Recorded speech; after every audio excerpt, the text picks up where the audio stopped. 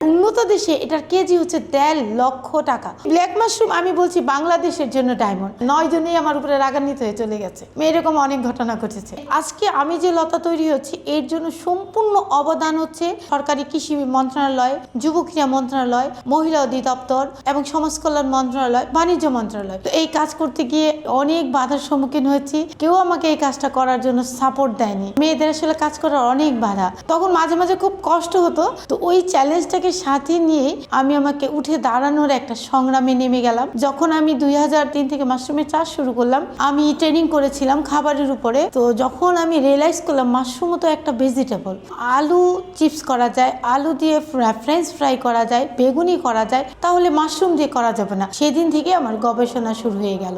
এখানে যতগুলো আইটেম দেখছেন সবগুলো কিন্তু আমার গবেষণার ফল।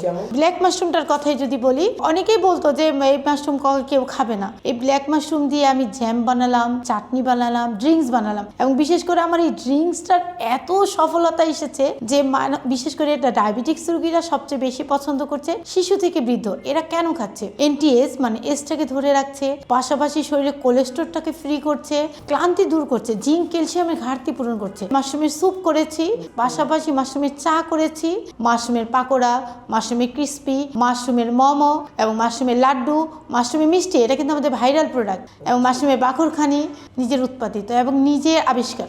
অনেকে ভয়ে আমার বাসায় আসতো না, বলতো যে এর বাসায় গেলেই মাশরুম খাওয়াবে।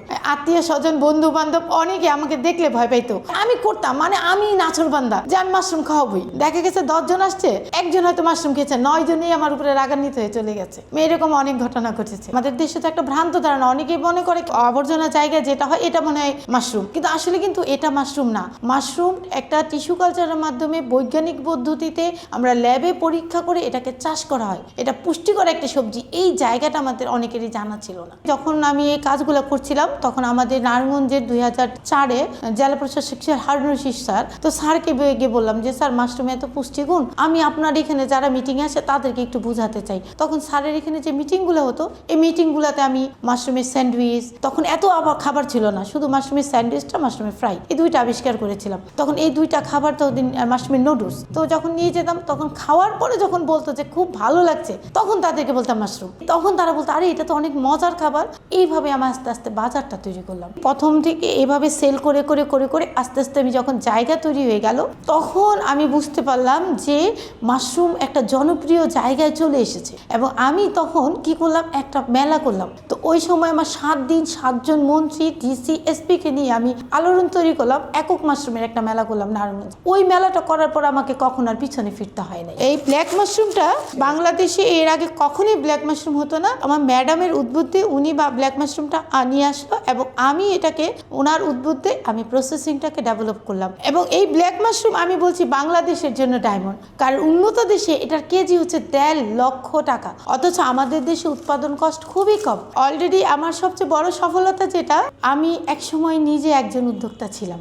আজকে হাজার মানুষকে আমি উদ্যোক্তা তৈরি করছি। বর্তমানে কৃষি বিপণন অধিদপ্তরের পার্টনার প্রোগ্রামে 6টি ট্রেডে ট্রেনিং হচ্ছে। এই 6টি ট্রেডের মধ্যে একটা ট্রেড আমার এখানে হচ্ছে মাশরুম উৎপাদন ও খাদ্য প্রক্রিয়াজাতকরণ প্রশিক্ষণ। সারা বাংলাদেশে এই পার্টনার প্রোগ্রামের উদ্যোগে সারা বাংলাদেশে 20,000 উদ্যোক্তাকে প্রশিক্ষণের আয়োজন নিয়ে আসা হচ্ছে। এর মধ্যে 12,000 নারী আর 8,000 পুরুষ। আমার ভবিষ্যৎ পরিকল্পনা যেটা, মাশরুম একটি হেলদি ফুড। এখানে আমরা তেল এবং চিনি এই জিনিসগুলোকে অ্যাভয়েড করে আমরা কাজ করছি, যেটা হেলদি ফুড হিসাবে আমরা বাজারজাতে নিয়ে আসছি। আমরা সারা বাংলাদেশে আউটলেট করার চিন্তা করছি।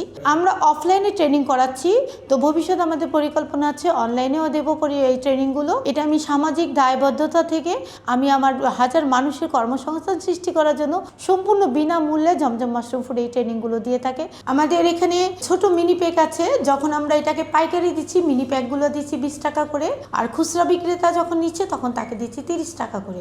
মাশরুম দিয়ে পারি না বলতে কোনো শব্দ নাই। আমি বলি তো মাশরুম দিয়ে হচ্ছে, আমি পোলাও রান্না করছি সেটা তো মাশরুম দিয়ে, ফ্রাইড রাইস করছি মাশরুম দিয়ে, এবং মাশরুম দিয়ে হয় না এমন কোনো খাবার নেই।